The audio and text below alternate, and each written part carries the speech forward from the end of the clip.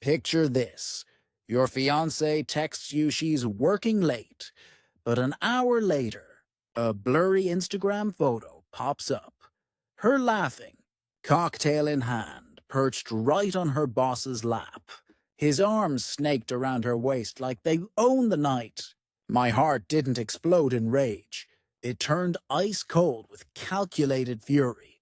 What I did next, I didn't confront her.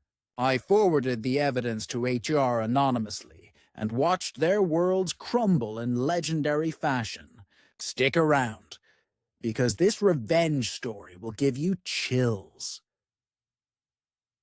If you've ever felt that gut-wrenching sting of betrayal, that powerless rage when someone you trust stabs you in the back, hit that like button right now, because this tale of sweet, righteous justice is gonna make you pump your fist and say, yes, karma exists. Let's dive in. It was a Tuesday evening, just like any other. I was lounging on the couch in our quiet suburban home, flipping through a book on corporate ethics. Ironic, right? My fiancée Sarah and I had been together for 2 years. She was the vibrant marketing whiz at our massive tech firm, all flashy ideas and endless energy. Me? I'm the senior director of corporate compliance. The guy who lives and breathes rules, policies, and consequences. We were opposites, her chaos to my order. I thought I could steady her, build something real. But looking back, I was just her safety net. At 7:15 p.m., my phone buzzed. Sarah's text, "Hey babe, going to be super late tonight. We're all hands on deck trying to hit the quarterly deadline. Don't wait up for me." I replied casually, "No problem, work hard." No big deal, or so I thought. I trusted her, or at least I wanted to. But those nagging suspicions had been creeping in for months. Late nights, vague explanations, that distant look in her eyes. Still, I pushed them down. After all, we were engaged. We had a life together. An hour and a half ticked by. Bored, I scrolled through Instagram. That's when it hit me like a freight train. Not on her feed. No, she was too smart for that. It was on Jake's profile, a junior guy from her marketing team, the kind who posts every sneeze. A group photo from a trendy downtown bar. 10 people crammed into a booth, all smiles and clinking glasses. Caption, "Deadline crushed. Team celebration." And there, smack in the center, was Sarah. Laughing wildly, cocktail raised high, sitting squarely on her boss Daniel's lap. His arm wrapped around her waist, hand creeping a bit too high on her side. They looked intimate, comfortable, like this wasn't some one-off drunken slip. The photo had a timestamp, a geotag, undeniable proof. My world tilted, but not in the way you'd expect. No pounding heart, no sweaty palms. Just a cold, serene calm washing over me. It was like finally cracking a case after months of dead ends. Those vague doubts? Confirmed, I didn't yell, didn't smash my phone. I held my thumb down and saved the image, then backed it up to my cloud. My encrypted drive. Evidence first, always. In my line of work, you protect the proof. Sarah wasn't just cheating on her fiancé. She was violating company policy. Fraternization with a superior, unprofessional conduct. Sections I'd written myself in the code of conduct. This wasn't personal anymore. It was professional. And I was about to launch the investigation of a lifetime. Let's rewind a bit so you understand why this burned so deep. I met Sarah at a company mixer. She was a whirlwind, bold, ambitious, always pushing boundaries. I saw potential in her, thought I could guide her toward stability. We kept things separate. No shared finances. The house was mine from before we met. I provided a home, partnership, but she handled her own life. Or so I believed. Turns out I was her sponsor, her secure base for whatever games she played elsewhere. That photo, it crystallized everything. The late-night Ubers on shared receipts, charged to Daniel's corporate card.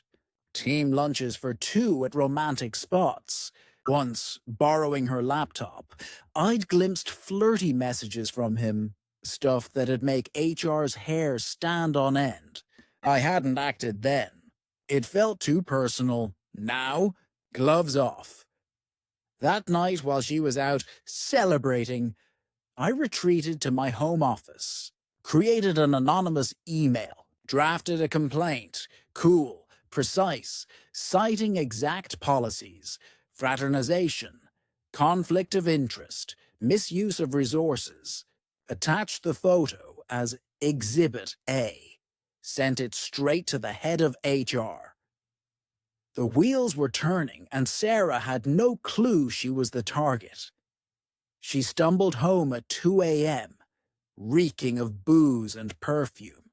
I lay in bed, eyes wide open, mind racing through scenarios like a chess master. Morning came. She was hungover, but bubbly. Oh my God, last night was insane.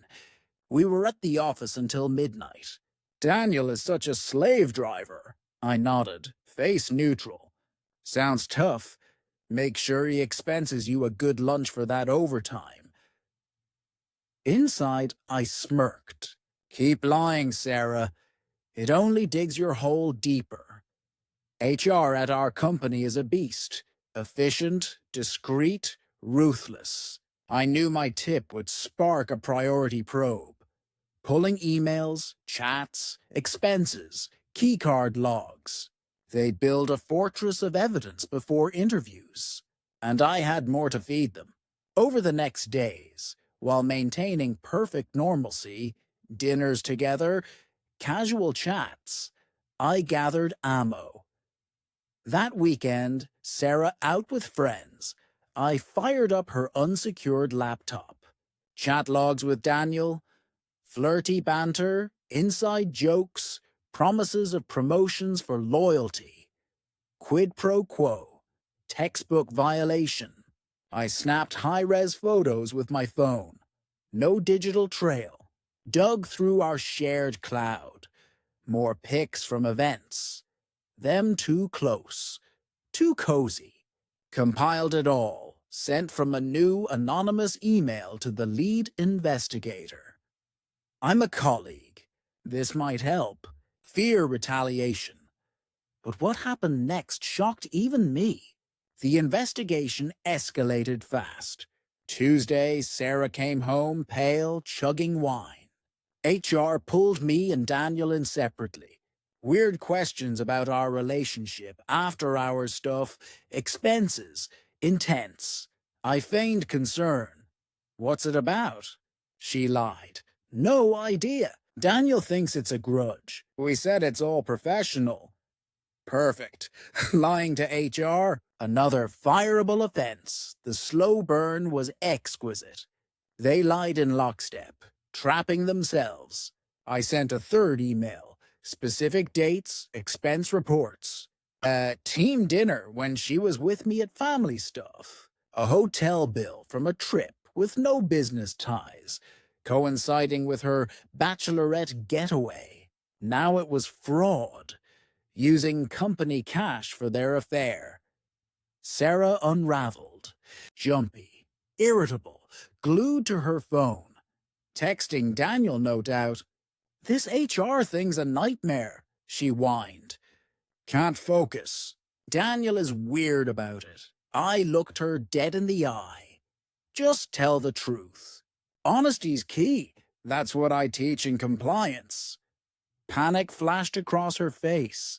She knew she was cornered, but couldn't see the walls closing in. Friday hit like thunder. Sunny afternoon, I'm in my office tweaking policies, when the email drops. Daniel Carter is no longer with the company. We wish him the best. Corporate code for fired for cause. I made a drink at home. Waited. Sarah burst in 2 hours later, ashen, red-eyed, clutching a cardboard box. Her desk junk. She collapsed on the couch, staring blankly. "Rough day?" I asked, voice laced with mock sympathy. "They fired Daniel," she whispered. "Showed me everything. Photo, chats, expenses, hotel. We lied. Suspended me without pay, pending termination." Silence stretched. I placed the printed photo on the table. Her eyes widened, horror dawning. "It was you. The anonymous tip." I sipped my drink, silent. She broke. "Why? Why destroy me?" I sat opposite, voice steady like a judge. "You didn't just cheat on me, Sarah. You violated the code of conduct, the rules I enforce. Fraternization, fraud, lies under investigation. My job is protecting that integrity. I saw a threat and reported it. Simple. You ruined my life over a rule book," she sobbed. "No!" I stood. "You ruined yours. No integrity, no consequences in your world. But mine? Rules apply. Our engagement's over. House is mine. Suitcase by the door. Your stuff ships to your parents. Where do I go?" she cried. "Not my department. Goodbye." I walked out. Returned hours later. She was gone. A month on. Her termination's final. Daniel? Blacklisted in tech. Affair and fraud, rumors everywhere. Sarah's back with parents. Broke. Reputation shredded. I didn't lash out in passion. I audited her betrayal against the rules she mocked. Justice served, system corrected. I've moved on. Stronger, wiser. Betrayal hurts, but standing by your principles? That's true power. Whew, what a ride. Revenge that hits right in the feels. If this story fired you up, or you've got your own tale of karma striking back, drop it in the comments below. I read every single one, and who knows, yours might inspire the next video. Smash that subscribe button for more stories proving justice prevails, and turn on notifications so you never miss out. Thanks for watching. See you in the next one.